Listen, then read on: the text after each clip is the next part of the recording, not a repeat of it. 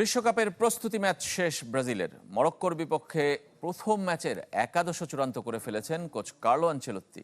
এদিকে আর্জেন্টিনার ইনজুরির মিছিল চিন্তার খোরাক কোচ লিওনেল স্কালোনির। স্কোয়াড পরিবর্তন ইস্যুতে সিদ্ধান্ত নেবেন আইসল্যান্ডের বিপক্ষে শেষ প্রস্তুতি ম্যাচের পর।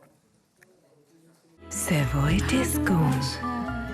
Indulgence redefined. প্রস্তুতি ম্যাচ শেষ। বিশ্বকাপ মিশনে সবার আগে ঢুকে গেল ব্রাজিল।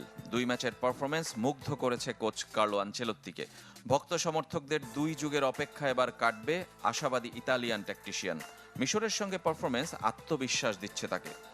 আমি মনে করি দল ভালো করছে। প্রথম 60 মিনিট দারুণ ছিল। ডিফেন্সিভলি ও অফেন্সিভলি হাই প্রেস করে খেলেছি। আমি নিজে তাই নিশ্চিত দল ভালো করবে। ইতিমধ্যে বিশ্বকাপের প্রথম ম্যাচের একাদশ চূড়ান্ত করেছেন আনচেলোত্তি, তবে তা প্রকাশ করেননি। মরক্কোর সাথে প্রথম একাদশে কারা খেলবে সে বিষয়ে আমার ধারণা পরিষ্কার। ভিনিসিয়াস ও রাফিনিয়া একসাথে দারুণ করছে। ইনজুরিতে ম্যাচের মাঝ পথে ওয়েসলির মাঠ ছেড়ে বের হয়ে যাওয়া কতটা ধাক্কা তা জানতে থাকতে হবে অপেক্ষায়।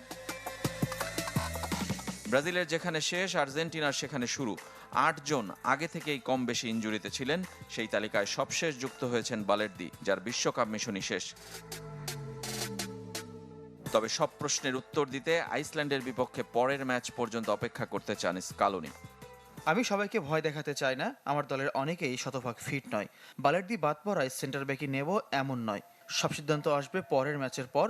আমরা তাড়াহুড়ো করতে চাই না, তাতে ভুল হওয়ার শঙ্কা থাকে।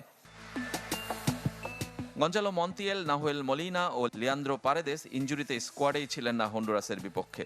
এমিলিয়ানো মার্তিনেজ, নিকো গঞ্জালেসের ইনজুরিও ভয়াবহ। Lionel Messi, Julian Alvarez, Nico পাজরা অবশ্য ফিট হয়ে উঠছেন।